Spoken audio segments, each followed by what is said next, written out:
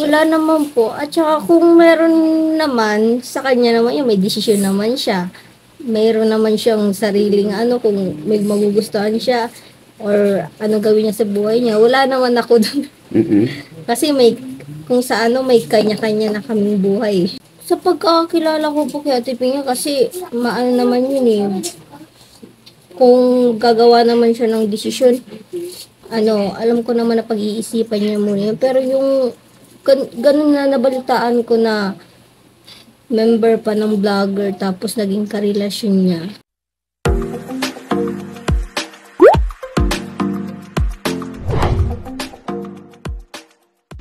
Tapos, nung time na ano, na tinatawagan ko, ayun yung sumagot.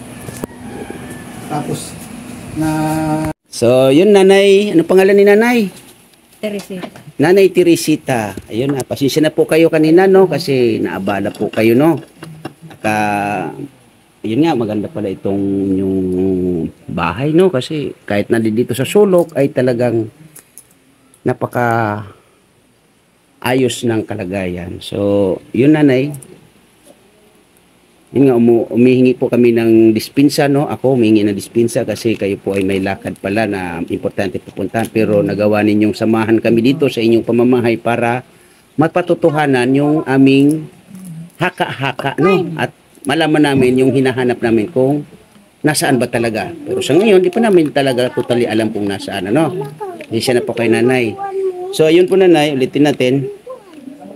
Magmula po ba ng mula-mula ay hindi pumunta dito si Pinyel? Wala talaga. Wala talaga. Kasi ang pagkakasabi niya nung kasalukuyan na sa landing pad, siya daw ay pupunta muna ng Malapok.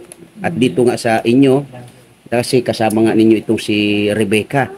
So wala po talaga nanay. Wala talaga po. Okay, so maraming salamat nanay at pasensyang muli sa iyong abala, no? Mas maganda naman yung ano na ano talaga yung ano namin nakita lang. Wala talaga. Okay. So, sige po nanay, salamat. At kakausapin ko po itong kapatid ni Pinyel na si Rebecca.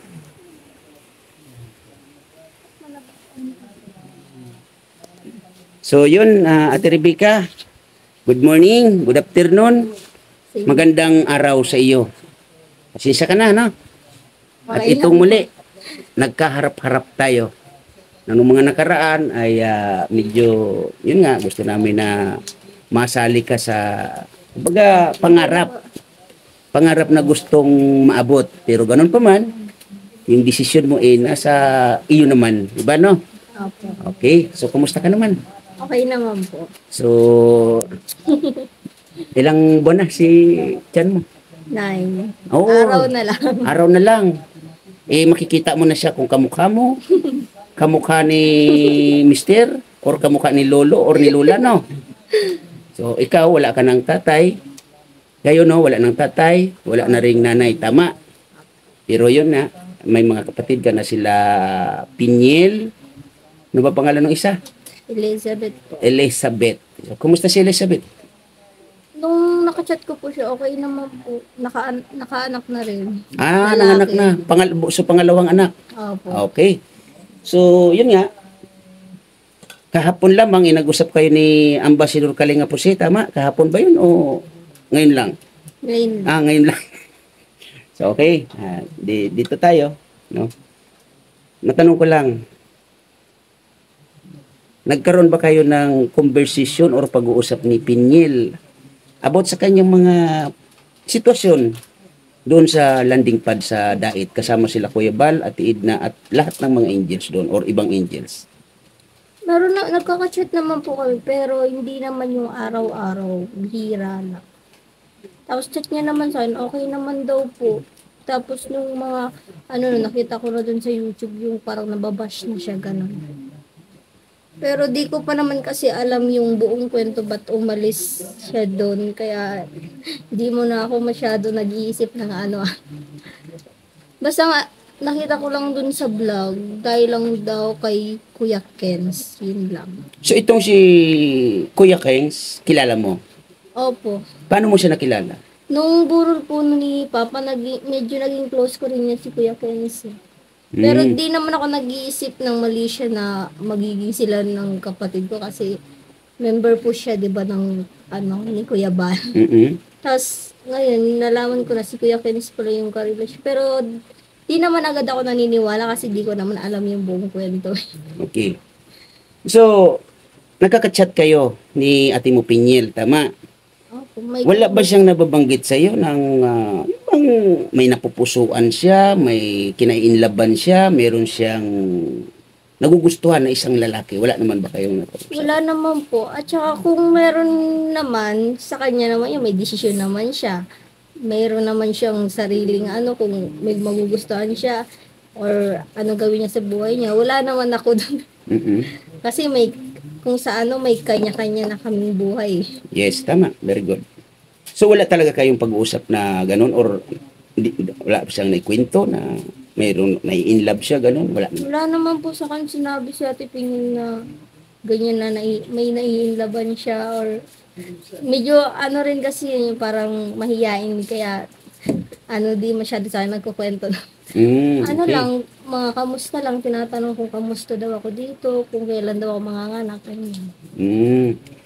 So, siyempre, di ba magkapatid kayo? Gaano mo kakilala itong si Ate mo Pinyel? Sobra pa sa kilala. Kasi mula bata, magkasama na kami. Ngayon lang kami mga nagkahiwalay. Okay. So, sa pagkakakilala mo sa kanya, ano sa palagay mo yung kanyang pwedeng gawin? Pwedeng, may mga bagay-bagay na hindi nyo alam? Pwede niya ba sa palagay mo? Pwede niya bang gawin yun? Sa pagkakilala ko po kay Ate Pinga, kasi maano naman yun eh. Kung gagawa naman siya ng desisyon, ano, alam ko naman na pag-iisipan niya muna yun. Pero yung ganun na nabalitaan ko na member pa ng vlogger tapos naging karelasyon niya. Hindi ko lang alam kung talagang ginawa niya yun or hindi kasi ako makapagsabi ng buo kasi hindi ko alam talaga yung buong kwento. Mm-mm. So, yun yung pagkakakilala mo kay Ate mo Pinyel. So, okay yun kasi una-una magkapatid nga kayo, no? Ngayon, magmula ba ng mga nakaraang araw, linggo, hindi ba kayo nagkaroon ng conversation ni Ate mo Pinyel? Meron po, nakachat ko siya na nung ano nun, chinat niya ako kung kamusta na daw ako dito. Nung mga nakaraang araw. So, hindi isa pumunta dito? Wala po. Yung totoo. Wala po talaga. Paano mo mapapatunayan na hindi talaga siya pumunta dito? Kasi po kung nandito naman po yung kapatid ko, aabutan niyo po siya dito ngayon. Kung nandito po siya, kung pumunta po siya. Pero wala po talagang pumunta po dito na si ate. Ito ba, magmula ba nung dumating kami? Magmula ba nung pumasok si Kalinga Pusi at nag-uusap kayo? May kaba sa dibdib mo? Slight lang po. Kawa kasi naka-vlog. Pero yung sa about sa kapatid ko, wala naman. Okay. So, kinabahan ka kahit papaano. Opo, kinabahan ko. Hindi ka naman talaga totally kinabahan. Hindi naman Okay. po.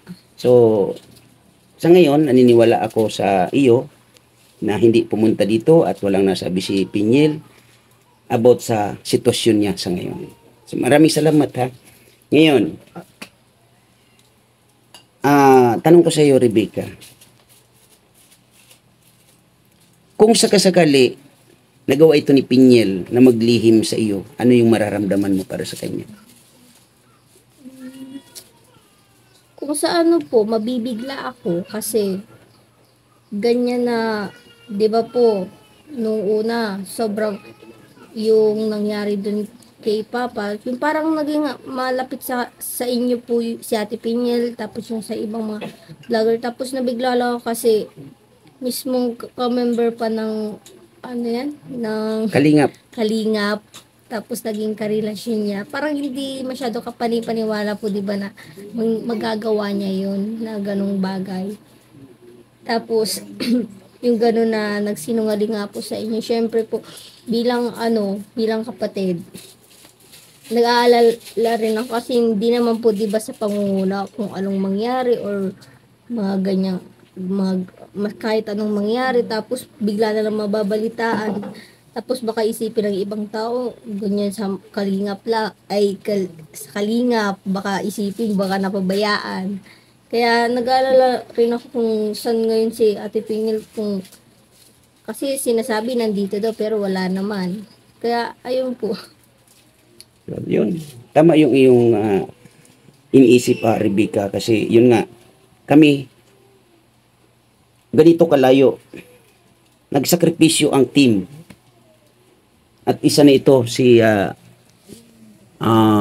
Winslow Vlogs, na naukupa namin yung oras, time, panahon niya, para lang makasama namin sa lugar na ito. Maraming salamat po, Kuya Winslow Vlogs, no? Yan, sa iyong tulong po, no? Okay lang po. Yan. So, yun nga, Rebecca, ngayon na alam na namin na wala siya dito sa iyong poder, hindi siya as in pumunta dito, iisipin na lang namin na kung nasaan siya. Yun yung isipin namin kasi hindi pa naman totally nalalaman natin kung ano ba talaga ang sitwasyon niya sa ngayon. So, ngayon, bilang isang bunsong kapatid, ano yung pwede mong panawagan sa kanya? Ano po? Amen. If kung talagang may relasyon kayo ni Kuya Kens, pwede nyo naman na sabihin kina Kuya Bal, tapos kung talagang gusto mo nang umalis sa Kalinga, pwede niya naman po bang sabihin. Huwag nang magsikreto. Kasi pag sinekreto niya, mas lalo siyang mabubash niya sa YouTube. Hindi lang sa YouTube, kundi sa mga tao din na humanga sa kanya, na yung mga sponsor, ganyan. Kaya kung may relasyon sila ni Kuya Kens, sabihin na lang, pero pero humingi rin ng pasensya kina Kuya Bal, tapos sa Ate Edna, sa lahat sa mga kalingap, kasi syempre yung mga hindi naman sa iisipin na sumbat po, di ba? Syempre yung mga naitulong, mga bagay na mga naitulong. Syempre tatanawin utang na loob 'yon. Kaya humingi rin ng pasensya si Ate Pingin kung talagang may relasyon sila ni Kuya Kens. Pero kung may relasyon talaga, buhay naman niya ng kapatid ko eh. Nasa kanya na yan kasi kung sa nga, kagaya ko, yung natukso na sa pag-ibig, ganyan. Nasa kanya na rin yan kung ipagpapatuloy niya yung relasyon niya kay Kuya Kens or iisipin niya pa rin yung pangako niya sa kalingap na magtatapos ng pag-aaral. Tanda mo pa ba yung pangako ni Ate mo Pinyil at pangarap niya doon sa Opo. inyong tatay? Ano yung pangako niya? Ano daw, magtatapos siya ng pag-aaral kasi pangako niya yun kay Papa eh. Sa amin din. Tapos sabi niya rin na, ano daw, gusto niyang magkaroon ng magandang buhay po ba yun? Yung mga ganyang pangako niya tapos magiging maayos siya rin bago po di ba isama niyo dun sa daan. So, yun nga. Sa palagay mo, ito, siguro, konting ano na lang, no? Tanong. Sa palagay mo, ano ang sumira sa pangako at pangarap ni Ate mo Pinyel? Di ko naman po agad masasabi kung sa pag-ibig. Di ko naman agad masasabi kasi wala naman ako doon. Di ko naman nakita, di ko naman alam yung buong kwento. Kung talagang pag-ibig ba or naghahanap sa Ate Pingil ng attention kasi bilang ulila na po, di ba kami sa magulang. Ganyan. Baka kay Kuya Kens niya nahanap. Di ko lang po sure or minsan baka sa problema din, may stress, ganyan. Kasi pwedeng dalawang bagay ang pagdaanan natin Pingil kaya nakapasok siya sa ganong relasyon eh. Yung stress, may daming tumatakbo sa isip. Tapos sa pag-ibig din, baka nahulog din siya kay Kuya Kens. Ewan ko lang, di ko masasabi. Pero nasa sa kanya na yan kung anong desisyon niya sa buhay. Okay? Alam mo, Rebecca, napakaganda yung mga nipaliwanag mo, mga nasabi mo kay ate mo Pinyel. At yun nga, sa akin lang palagay, ano, hindi mo idinidipinsa ang ate mo, Pinyel. Bagkos, nandoon talaga yung pagpapayo sa kanya. Hindi mo man siya sinisisi, kasi yun nga, may desisyon siya. Bawat tao naman ay may desisyon. Opo. Huling tanong, Rebecca. Ito ay huling tanong na lang, no? Opo. Sana wag kang ma-stress sa akin, no? Hindi naman po. Okay lang.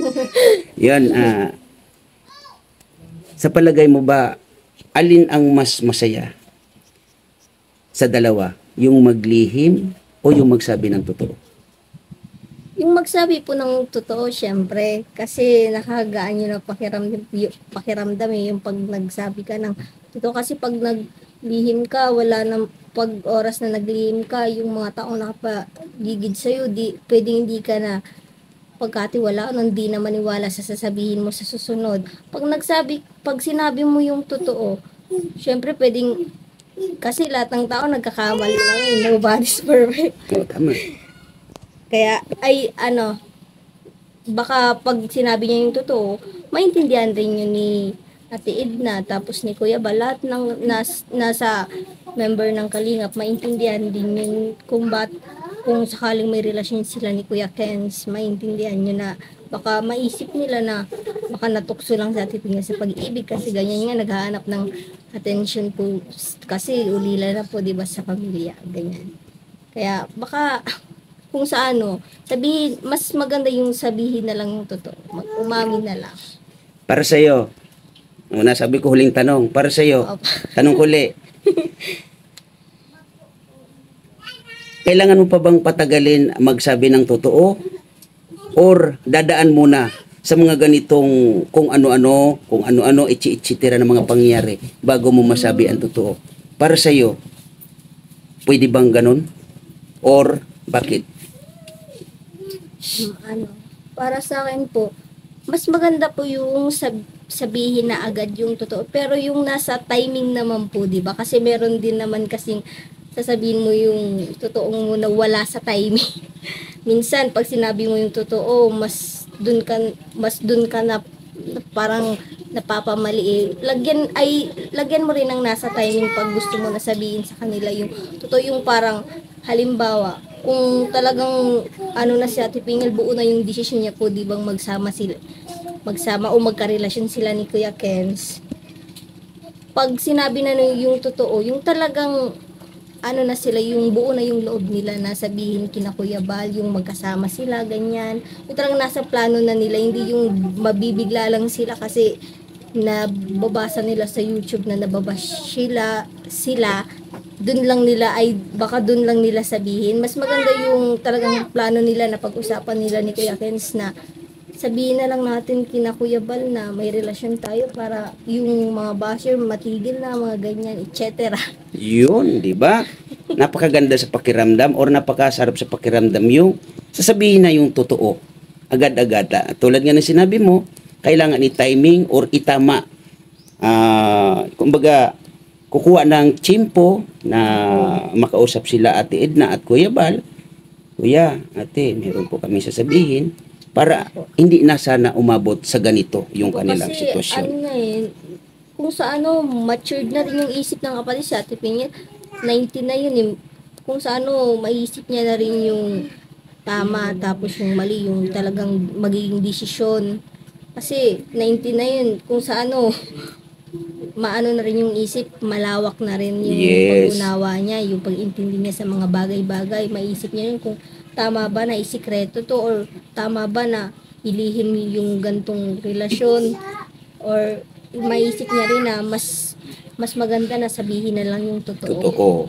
Di ba? Kaya ayun, Rebecca, salamat sa iyo no sa pagpapaunlak ng kwento about dito kay Ate mo Pinyel. Nawa, magdasal tayo na siya ay nasa mabuting kalagayan sa mga panahon na to. So kay Kuya Kens, last na talaga, ano yung mapapayo mo sa kanya at ano naman yung panawagan mo sa kanya? Kay Kuya Kens naman po, kasi syempre kung makita to ni Kuya Kens kung makita to, kasi kung sa matured na isip ni Kuya Kens alam niya na kung saan siya lulugar eh. Alam na ni Kuya Kens yung tama, tapos yung mali na pwedeng mangyari or mangyayari pag ano yung tuloy-tuloy na isikreto nila yung ganong relasyon. Payo ko lang kay Kuya Kens, kung talagang gusto niya yung kapatid ko, kung talagang desidido siya na magsama sila, desidido siyang ano yung kapatid ko, isabi niya sa Kalingap kasi member din po siya 'di ba ng Kalingap. Syempre, isa din siya sa nababash sa YouTube na pwedeng masisi kasi ganun nga na matured na si Kuya Kens, dapat naisip niya yon. Dapat kung ganyan na talagang gusto niya yung kapatid ko, porsigido siya na ano ba yan? Na sabihin talaga na gusto niya si Ate Pingil na may relasyon sila, hindi na yung sikreto pa kasi wala naman sikretong di mabubunyag. Sa madaling salita, Rebecca, mas maganda na si Kuya Kens na muna ang manguna na magsabi dito sa public niya kasi yun nga, nasa social media kami. Tayo, kayo, lalong si Pingil, nasa social media. Siya na mismo yung mangunguna o magsabi na, Kuya Bal, Ate Edna, ganito po ang nangyari, ganyan. So, ipaliwanag niya lahat. Nahulog yung loob niya kay Ate Pingil. At alam naman namin, maintindihan at maunawaan sila. Lalong-lalo na kung magsabi ng totoo ang dalawa sa pangunguna ni Kuya Kens. No? Ayan, maraming salamat, Rebecca. At congratulations, malapit ka nang maging totally mami, nanay, huwag mo na yung lola, no? Malayo pa. Ayan. Thank you ng marami sa iyong pagbahagi ng kwento dito kay Ate Mo Pingil. At nanay, maraming salamat din po sa pagpapaunlak, no? At pasensya na po kayong muli. Walang problema. So sa ngayon, pag alis namin, sumabay ka na sa amin, no? Kasi may dala kaming Fortuner. Tatlo nga lang ang gulong. So yun, nanay, maraming salamat. Ayan. At Ate Rebecca, thank you. Ayan. Bye-bye. So yun, pauwi na kami, no? At ayun, maraming salamat Kuya Bal Santos Matubang at Edna Vlogs at sa lahat ng mga nandito sa aking premiere. Maraming thank you po sa inyong lahat. Maraming salamat. God bless po sa inyong lahat. Yan ang team.